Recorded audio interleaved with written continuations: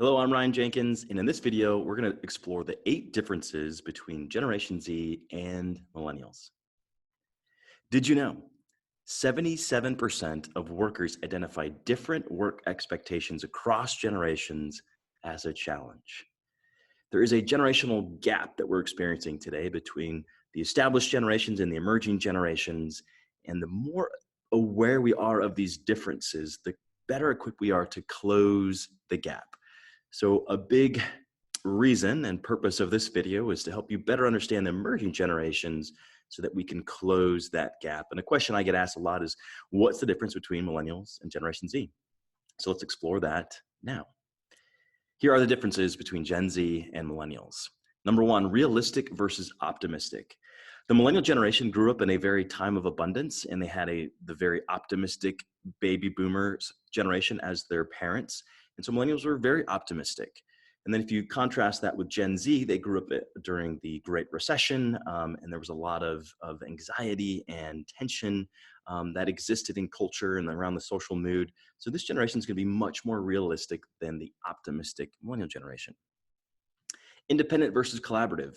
Research shows that if you put millennials in a room and you gave them autonomy to arrange a desk in any which way that they would like, most of the time they would arrange it in a circle, which really gave us the insight that millennials were very collaborative in how they approached projects and communications, etc. But if you contrast that with Generation Z, they're going to be much more independent. This is a DIY generation. They've got the world's information at their fingertips. They've been parented by the very independent Gen Xers.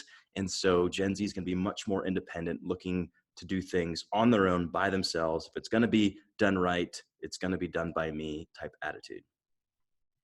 Private versus public.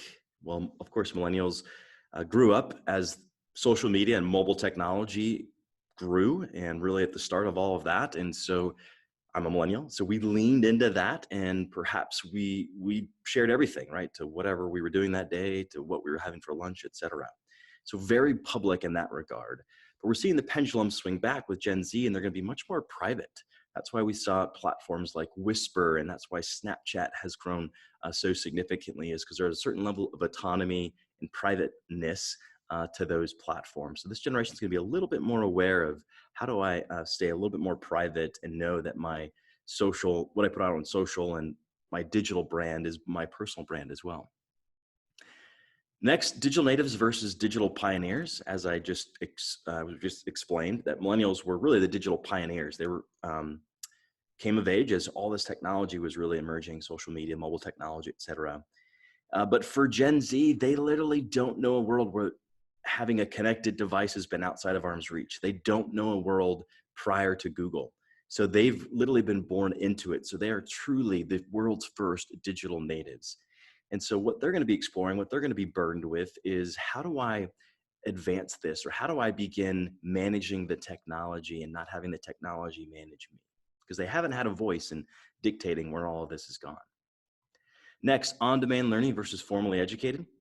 Millennials were the most highly educated generation in history. And now Gen Z they're pushing it back against this idea of formal education because they know how much debt is going to be incurred. They know how millennials have started their career with their shoelaces tied with how much debt they've had. They also know that there's more and more educational alternatives now to explore. And so they're thinking about all these different things. And so they're going to push against kind of the formality of education, or, the model of go to school, get a good education, and then get a job. They're really pushing back against that. And I expect Generation Z will disrupt higher ed in a big, big way. Role hopping versus job hopping. Well, millennials, of course, they job hopped. And why they job hopped? Well, they had access to the world's information. They had access to the most job opportunities in the palm of their hands. So of course they're going to leverage that to try to get better opportunities, more pay, etc. So the job hopping, I think, was just a very natural thing as we were entering in this very connected world. But for Gen Z, they're much more likely to role hop. They're interested in having multiple roles inside an organization. And that might be on a weekly basis. They might be interested in opportunities working in marketing, and then accounting, and then maybe in HR. And so they're looking for a much more fluid workspace. So they're less likely to actually job hop, and much more interested in role hopping within organizations. And a lot of the companies that we have on our podcast that I interview are exploring how do we make work more fluid to kind of lean into this new idea of work. Global citizen versus global spectator. Gen Z is the first global generation. They've grown up being able to play Xbox with an earpiece in and connect in real time with someone halfway around the world. And they've grown up with a 24/7 news cycle. So they're experiencing global events with their global peers in real time. And of course, with the events around COVID-19, that's only creating more global unity with the emerging generations. And then lastly, face-to-face versus digital only. This is perhaps the one that surprises folks the most. For millennials, again, came of age when high tech, there was a lot of high tech and social media, mobile technology, all these different tools at our disposal, and really leaned into that to communicate more effectively and efficiently. And sometimes that was to our own detriment. But for Generation Z, high tech is an expectation, but they're also putting new value on face-to-face. In fact, over 70% of Generation Z, when they step into the workplace, prefer face-to-face communication. Now, that's really surprising to folks, but I think we have to start understanding how we go high tech and also create an element of high touch, because technology just can't duplicate the face-to-face communication that we all, whether we know it or not, is a big part of our lives and something that humans deeply crave. So that's a big difference between millennials and Gen Z as well. So in conclusion, generations have different values, behaviors, and expectations. Millennials and Gen Z are certainly no exception, as we've just seen. And different isn't wrong, it's just different. And different can make all the difference in today's increasingly diverse and ever-evolving world. Thank you for your time and attention. I hope that was insightful. If you'd like more information or you have questions about the work I do, in-person, virtual events, you name it, simply email me, ryan@ryan-jenkins.com.